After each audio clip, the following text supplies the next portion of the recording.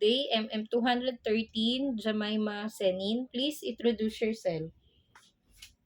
Hello, good morning. My name is Jemima Sain and I'm 41 years old and I live in Bagong Silang, Caloocan City, Phase 9, Package 5, Block 34, Lot 18. Are you single or married? I'm married. How many kids do you have? I have only one. Is this your first time to work abroad or abroad? I have experience in UAE 8 months and 8 years and 2 months experience in Abu Dhabi. Please tell me about your working experience.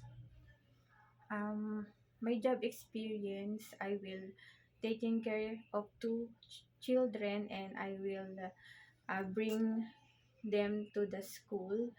I will clean the house, making iron and preparing the food.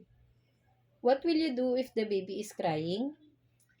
I will check the diaper if maybe the diaper is um, full of puppy, and then carry her and maybe I will do milk for maybe she is hungry, and if she is always crying, I will check the temperature if maybe she have a fever.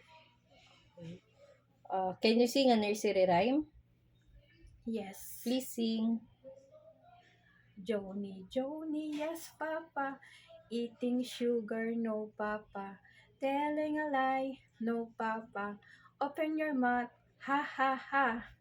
Please give any message to your future employer.